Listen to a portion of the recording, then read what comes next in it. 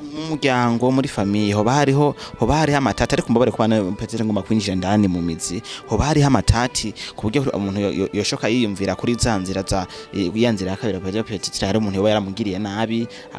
akashaka yuko amubisa mu bintu hoba hariho amatati yarafitiyaniye n'abantu mu muryango canke mu kibano runaka. Ibyo nibyobura kuko deja umaze kubona ngene yafashwe kuko mavuga ngo afashwe ababara mu mugongo ariko ukaca umva mu mwanya urumero umara ngo umuntu yitavye Imana ibyo ntibyobura prima kuko ni n'umuntu urajana no kwa muganga ko barigire pima abaganga nibaguha inyishu iri clair exactement ko ariko niba bana baganga mu gutanga réponse bagerageza nyene gukwepa bumva akakubwira ibintu ariko niba kubwira ikintu cy'umuco hajya kenshi mu buzima ari umushobora kubura ugasanga nigira akamaro ugasanga ibintu bikuzana ikibazo mu buzima kuko utangura kwibuka ibihe mwaciyemo ibyo yakomariye mu buzima bwawe.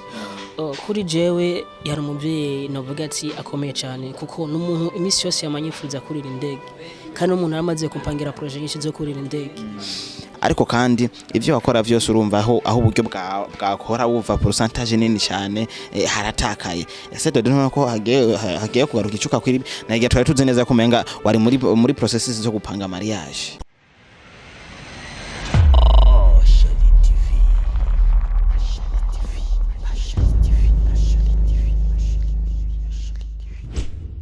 Malo cyane bakunzi ba Shari TV umeze gute umeze neza ndashima Imana ndameze fresh good kabisa Imana ishimwe uko umunsi wagenze neza kandi ibintu bimeze neza ariko kandi aho ndi ntihameze neza nko mwabibonye ku masanamu yuko turi ahantu hari ikiriyo namwe waza kubibona no turi kumwe kandi uko ari ALISMITH umuririmbyi w'umurundi akongera akaba kandi n'umushushube wa DODO murabizi yuko nabiberetse kenshi cyane ngene vyagenze birebire sino bigaruka ariko kandi twaje ku kiriyo aho yabuze umuvyeyi yakunda kandi twese twakunda n'umuvyeyi wacu ndetse yasanzwe amufasha vyinshi nk'umuntu umuvyeyi nkuko tubikesha amakuru ya ALISMITH. Twavuze ati nubwo twashyize twagina tutamuvugishije kugira ngo tumenye vyinshi ku rupfu rw'umuvyeyi vyari bimeze gute ku muvyeyi ese bo ariko yifata gute muri bino bihe bigoye n'ibindi vyinshi bitandukanye katwanze kwanza tumikaze tumuramutse Ali sava meze neza yes cyane bro ndabizi neza ko atari cyane ariko bisaba kwihangana no kugumya umutima kuko twese niyo nzira kandi ngo akazi k'Imana nta kosa ririmo na cyane kwakira byose uko bishitse urabyakira uko nyene tu ntarandiriye sinshaka uno musi uvugisha birebire kuko sico cyari cyanzanye hakuru cyane ariko nagombye ko mshikiriza inkuru abakunzi bacu badukurikirana bamenye neza yuko uri mu bihe bitoroje kandi bihe bigoye but umuvyeyi yarashengeye canke yaritavye Imana yarafise ikibazo kihe yaragwaye canke n'ibintu vyizanye tuvuga ko ari ingwara ariko yamufasha mu gihe gito yagwe nk'imisi nk'itatu gusa yego aca baritavye Imana. Iyo ngwara yamufashe yari yihe ikamufata imisi mike bava bibaza ngo peut-être ni bwaburozi ntawe bishingiye ntayije nakwijana laki ariko bivanye nuko nyene ukene yafashwe n'uburyo yavuga ati yafiriyemwo ibintu bitabiguye gutahura birasigana ubwenge yantuka urumva gushika no musi natwe tuvuga ati turacyari entre parenthèses turamenye ukuri cyari ariko kuko n'umuntu tugeze gushikana kwa muganga acumwe mutageze kwa muganga yaciye itaba Imana ariko agishika kwa muganga peut-être hari ibipimo vyagizwe baravuga ati yoba arafise ingwara runaka ibipimo byarabaye kandi afite n'abaganga gusa barabona ati ingwara umenga iri grave ukuntu nyene kuko baragerageje kumuha imiti nk'amasankangahe ariko ntibyakunze ko arokora ubuzima byarangiye itavye Imana. Mu muryango muri famille hoba hariho amatati ariko mbabare kubana petete ngoma kwinjira ndani mu mizi hoba hariho amatati ku buryo umuntu yoshoka yiyumvira kuri zanzira za yanzira akabira petete hari umuntu yoba yaramugiriye nabi akashaka yuko amubisa mu bintu hoba hariho amatati yarafitiyaniye n'abantu mu muryango canke mu kibano runaka. Vraiment twe mu muryango wacu n'amatati ntitugera dushobora vraiment nta matata hari kimwe gusa ico umenya nuko umuntu akugirira inzigo canka kumvira jakozi so mu muryango gusa ashaka ari n'umugenzi wo mukorana ku kazi wo mubana mu quartier urumva biva ku nzira nyinshi ariko mu muryango vraiment sinibaza ko ari umuntu ufitaniye amatati kuko n'umuntu yarabayeho neza n'abantu bose yahuze n'abantu bose abenshi baramuzi n'umutama yigeze kutwara na UNICEF yaserukira agateka k'abana umuntu yigeze kubabura amatora Bujumbura rero byumvikana ko n'abantu bagiye barakorana barabishingira ntaye ko atakabikiwe vraiment sasa sinibaza ko mu ariko ntibyobura tu amajaruzi yamye ariko nitwo bishingira ntaye jana kwijana abantu bakugirira nabi ntibaca kuri we gusa arashobora kugirirwa nabi n'umuntu wo muri famille kubera ko vyaba vyavuye kuri wewe kuri ALISMITH nta muntu yarafitaniye ikibazo ko benshi bava baca biyumvira ati peut-être haraho vyo bihuriye na ntambara yari maze imisi hari hagati ya ALISMITH na Fisto bapfa umukobwa ati mwaramufungishije Fisto bwa mbere nawe arava yo bavuga ati peut-être nawe yihoye aca mu zindi nzira zitandukanye. So mu kirundi bavuga ngo urubuzi ngo aravubungana igihona sivyo ariko sinibaza ko ibintu byo bari kuri jewe biraba jewe byo za kwitana mutama ibyo nibisi ndabyibaza ko byo bihari vraiment ariko byarigeze gushika basuka ukaniyumvira basi ico kibazo bati none gashe ko mutama arakomeye atakibazo yarafite tamuntu nzi yarafitanye ikibazo cyangwa hari yindi system ukaza kwiyumvira nko nanje ndabikubajije ibyo ntibyobura kuko deja umaze kubona ngene yafashwe kuko mavuga ngo afashwe ababara mu mugongo ariko ukacumva mu mwanya urumero mara ngo umuntu yitavye Imana ibyo ntibyobura vraiment kuko ni n'umuntu urajana no kwa muganga ko barigere pima abaganga ntibaguha inyishu iri clair exactement ko ariko niba bana baganga mu gutanga réponse bagerageza nyene gukwepa umva akakubwira ibintu ariko ntibakubwira ikintu cy'umuco abaganga bafise ingeso yuko iyo babonye ko ikintu kiri grave ntibakunze kukivuga bacagukawusha nibyo rero byahabaye urumva je kubyumvira ntibyobura kumvira ati nabantu bamukoreye ko nana bafise inzigo bafu ibintu byobura bro ariko gusa nta cimezo no bijana kwijana wakoze byinshi byiza ndetse umuziki uragushimira kuko uri kuratera intambwe aho wari uregese uri no munsi ariko kandi umuvyeyi yarafise mu ruhara runini cyane ku buryo kwiga ku ishure n'ibindi byinshi bitandukanye uko wabishize ku mbuga ngurukana mumenye ndetse ku masitati yawe hose ukandika uvuga ati mbuze umuntu yafasha byose agiye atatuye urupapuro rwanje rw'amashure ariyo diplome agiye atamperekeje kure ya poti mfata indege nkuko yabinsengera kenshi yuko yifuza yuko mba hafi n'amajambo y'inkora mutima wavuze menshi cyane ariko twumve neza ko no munsi peut-être ALISMITH ubuzima bwo bugiye guhinduka ko wamufasha muri byose yo bagiye bro cyo novuga ni kimwe hajya kenshi mu buzima ari umushobora kubura ugasanga nigira akamaro ugasanga ibintu bikuzana ikibazo mu buzima kuko utangura kwibuka ibihe mwaciyemo ibyo yakomare mu buzima bwawe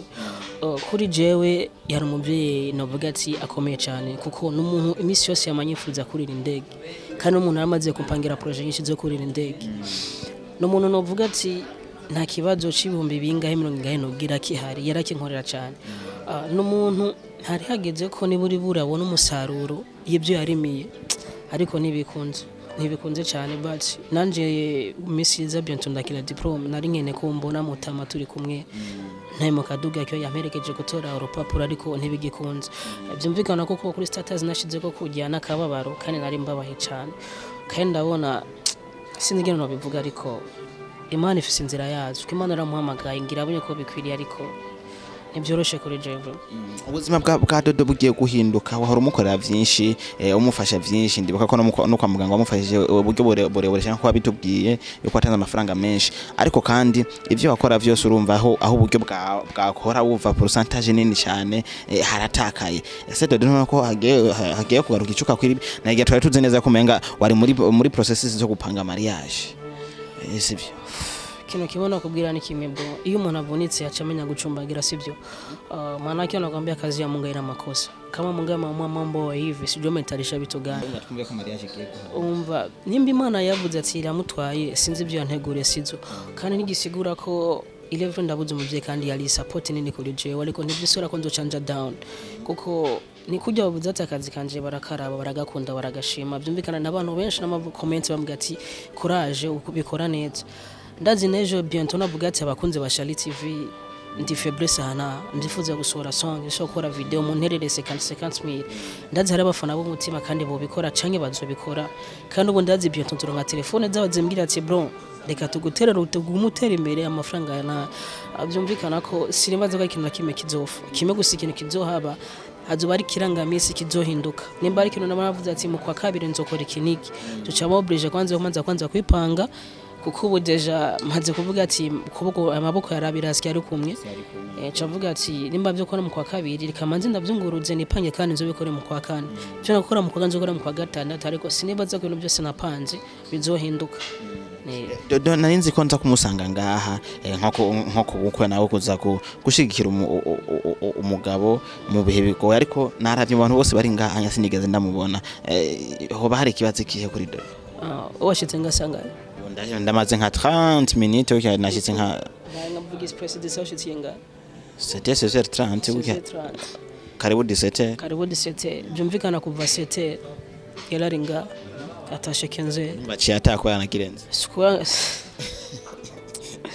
apana bro nta ndiko ndatenga ndababaye sivyo kuvuga ngo ni kubera ngo uweshitsa caragenda ahubwo ujyana umuntu abiwa kandi bavye baramukontrol byumvikana ko no kurega umusose mu gahinga yashitse turirigwa namageze bavuga ati ndatashe agiye ko rutundi kogwa muhira ibyo niko bimeze nahoze niyumvira ati nkunze kubibona kenshi iyo muririmbyi ashikiwe n'ikibazo nk'iki agahinda kose agahereza muri studio nkuko ariho hantu honyene atura umunezero wiwe atura n'agahinda kiwe nakumye ndindiriye iminsi haheze nk'iminsi itatu yitavye Imana ariko ndavuga ati petetre muri no minsi 3 nzohava mbase mbone ikintu dedicate for our daddy iyo wagiye kuri ALISMITH ariko narabuze nturigera wimvira kuja muri studio ngo ugire akantu koze umunsi wa mbere nkironye inkuru mbwiratse ko atakiriho nibyo nari numvira ijoro ryose ati waye kubona nja muri studio muze nkamukorera akasonge ko muherekeza ariko bivana ngene umwanya wambanya muto ibintu bikwiruka hirya no hino ibiki nk'umungo nawe cubimenya umwanya wagiye kumbana muto ariko ntigisigura ko ku mutima namufise cyane kwandika indirimbo yo kumusezera bitokundira ariko umwanya gusombaye muto kandi naho no bivuga ati ndirimbo record muri studio bro yamaze kugenda naco byohindura bo bari gusaguma mu mutima ariko ibyo yakoze ni byinshi byiza tuzomwibukirako nk'umuvyeyi akantu ijambo rya nyuma umwibuka ko muba mwaraganiriye ryaririye cyavuga gute sinovuga ngo ni ijambo ujya nyuma bwo twayaje gusa yambwiye ati mwana ndagiye uzonkumbura kandi uzokenera bwa bufasha naro ndago niryo jambo n'ukajya nyuma yambwiye.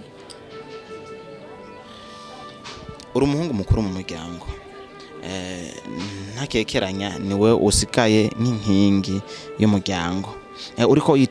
ubona bizo bari ibintu vyoroshe cyane kugira ngo ujere batoyi bawe na mama kuko hajya na mama nawe nyene abagukeneye nk'umuhungu abakweneye irya place yari ifise umuvyeyi mu bintu by'ubufasha bitandukanye yuko uyokipa akamwereka ko yavyaye umuhungu uri kumva yuko bizogukundira cyane hariho izindi nguvu ubona ko DJ vraiment izi nguvu ntazo mfise. Sikino choroshe kuko waje ikintu gishitse surprise usanga kigoye kujeha ariko misi yose avuga ati umuhungu ntigera bamuto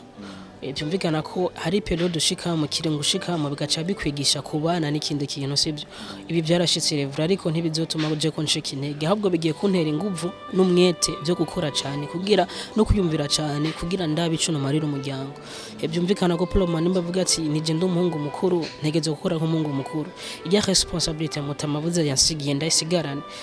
kuko ndazira avuga ati narabyaye umuhungu sinzomaramara ibintu nasidazo bifata neza banazo bafata neza nanje nk'umuhungu yamefuriza kazoza kandi yateguye kuva kuko ntanakobesha broje mutamano umuntu yanteguye kuva kare yantegura kuva ngire umuntu avuga ati mwana ndifuza kuzoca mu nzira zanje ndifuza kuzokora ibyo nakora bifumvikana ko inzira zose yakoze nzozicamo kandi ibyo atakoze zobibandanirizaho bro. Reka mfata umwana gushimira ariko kanya wampaye ngo tuyage ariko kandi nongera mbatsa peut-être nsaba abakunzi badukurikirana twese kumwipfuriza gukomeza umutima kuko nigiye gigoye nigiye kinini cyane cyo kugira ngo umutima ukomana ari yubuze umuvyeyi birababaza cyane kuruta ariko si herezo gisi uko kandi si wa mbere se nayo wanyuma natwe turaca turi inyuma tuzogenda kuko twese herezo ni gutahuka kwa data tumusabire rero ari agire kuruhuka amahoro mu mutima agira amahoro mu mutima hama tusabire kandi n'umuvyeyi wacu agire uruhuka giza yagiye kugira ngo Imana imwakire mu bwami bwayo imwakire mu bwami bwayo ari akajambo kanyuma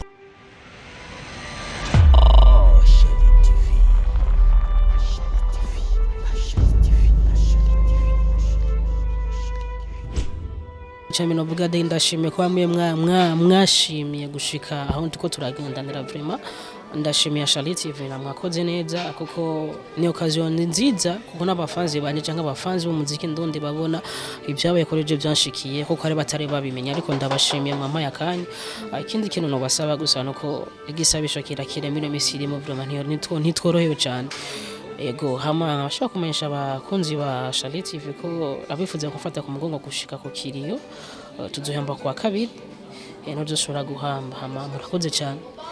ndamenyesha ko ikiriyo kiyo kirabera mu Ngagara muri nefu musi ya tere ya football musi ya tere ya football aha uvuye kumutakura uba ugomba gushika kuri kotebe yes ndibaza mwese murahabona barahazi tunaho gushika ryako nyene kuri televiziyo football gavuga ati mutama inyasi yabahe nta gutamuzo baca bamushikana ego sana papa